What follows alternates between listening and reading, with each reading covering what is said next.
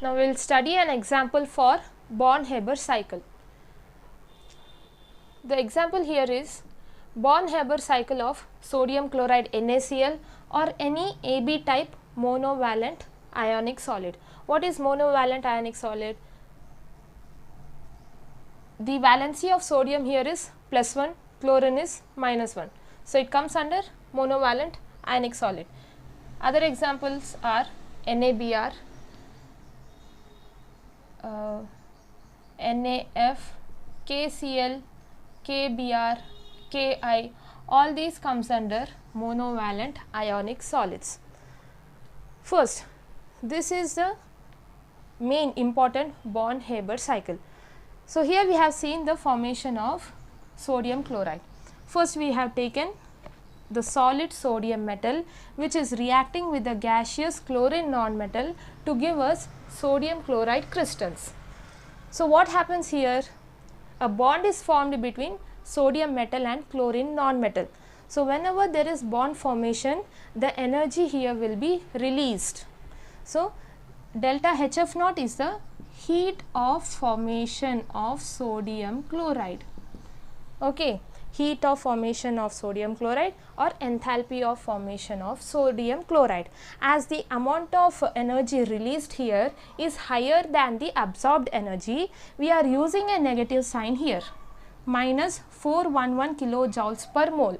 So this value is a experimentally calculated value. Why we are using a negative sign here? Because the amount of released energy is higher than the amount of absorbed energy in this step.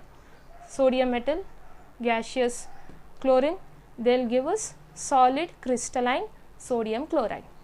Now we have to convert this sodium metal chlorine gas into its ionic forms for the formation of sodium chloride. So for the conversion of this sodium and chlorine into its ionic forms, first we have to convert this physical state of sodium into gaseous sodium atom. Okay.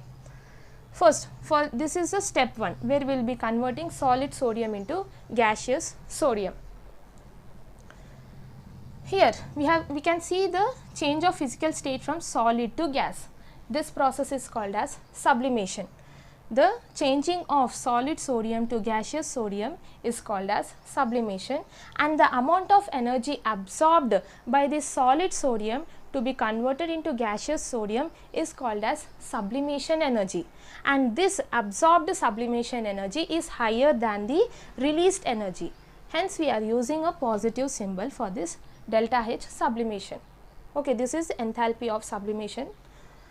Now this value is also experimentally calculated value, and I have explained why we are using a positive sign here, because the absorbed energy, this reaction is endothermic reaction, it is absorbing energy to get converted into its gaseous state.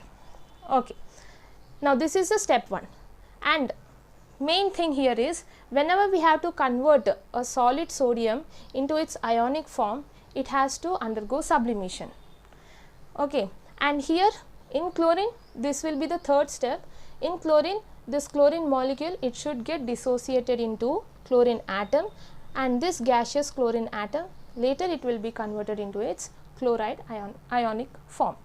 Okay, now this is a step 2 where this gaseous sodium it will absorb minimum amount of energy to release the outermost electron from its valence shell. Okay, what is that definition? The amount of energy required to remove an electron from its outermost shell is called as ionization energy.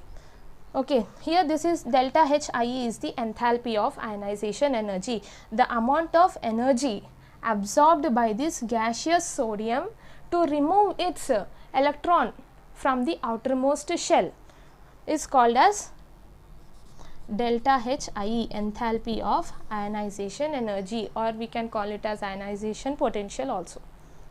Okay. Now here again, why we have used a positive sign for this delta H ionization energy? Because the amount of absorbed energy is higher than the amount of released energy.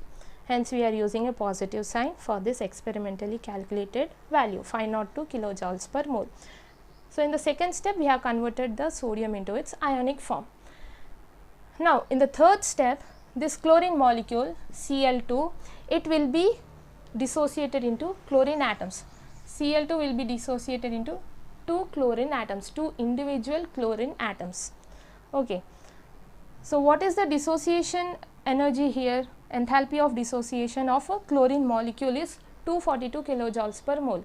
Again, this is also an experimentally calculated value, and while undergoing dissociation, the energy here is absorbed, which means that this reaction is an endothermic reaction, and here also, as the absorbed energy is higher than the released energy, we are using a positive symbol, okay, for this 242 kilojoules per mole. And then here what happens? One chlorine atom, we have 2 individual chlorine atoms, right? So, one chlorine atom, it will absorb only half of the bond energy of chlorine molecule, Cl2. Okay, molecule means it has similar atoms, 2 similar atoms, which is, this is Cl2 molecule. What happens here? This will be dissociated into 2 different chlorine atoms. So, this chlorine atom, it will take only half of the bond energy of the chlorine molecule, which means that if the bond energy, dissociation energy of chlorine molecule is 242 kilojoules per mole, one chlorine atom will absorb only 121 kilojoules per mole of dissociation energy, and the other chlorine atom, it will absorb the half of the bond energy of chlorine molecule, which is the another 121 kilojoules per mole of energy. So, that is why we have taken the dissociation energy of chlorine atom here is half of the dissociation of chlorine molecule, which is equal to half into 242, which is plus 121 kilojoules per mole. And why we are putting a positive sign here? Because the amount of absorbed energy is higher than the amount of released energy. Now, we have dissociated this chlorine molecule into chlorine atoms, and now this is the very important step where we will be converting this chlorine, gaseous chlorine, into its ionic form. So, how can we convert this gaseous chlorine into its ionic form? The amount of energy released, whenever an atom gains an electron, it will release energy. So, that released energy is called as electron affinity, energy of electron affinity or enthalpy of electron affinity.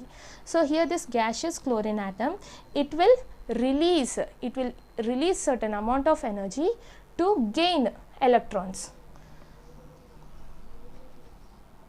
and when it gains electrons, it will release energy, which is called as the enthalpy of electron affinity, and the released energy in this particular step 4 is higher than the absorbed energy.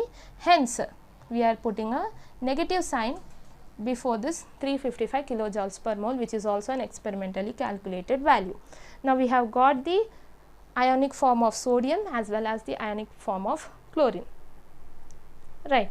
Now, these ionic forms, they will be combined together to form the solid crystalline sodium chloride. So, what is this called? What is this step called as? Okay, I will explain it.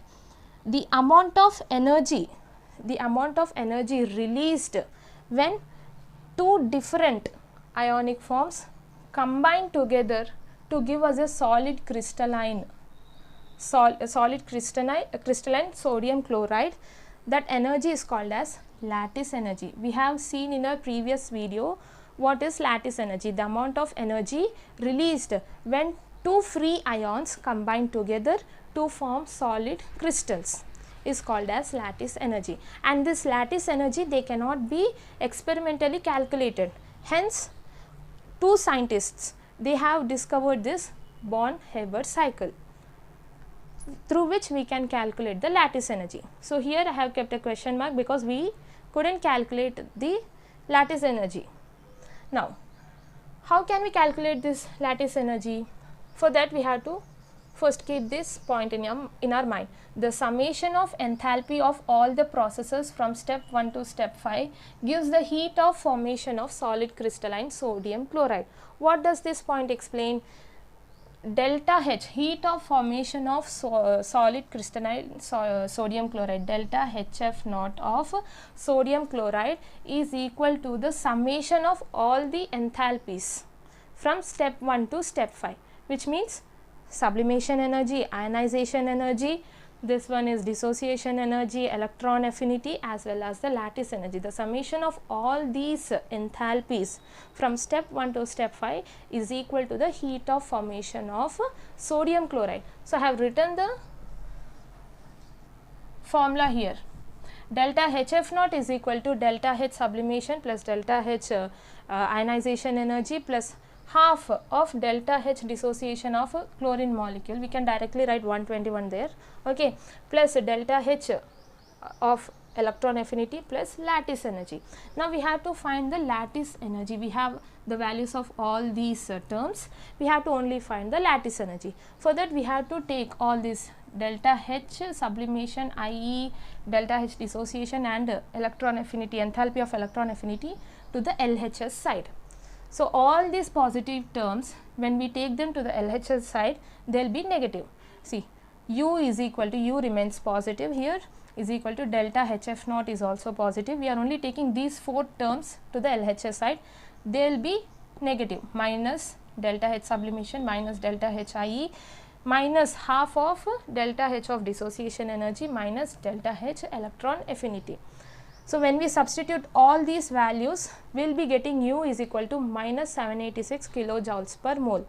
So, why are we getting minus here even after calculation? The amount of, what is lattice energy? What is its definition? The amount of energy released when 2 free ions combine together to form solid crystals is called as lattice energy. So, here the released energy is higher than the absorbed energy, hence we are getting a positive sign after calculating. So, U is minus 786 kilojoules per mole.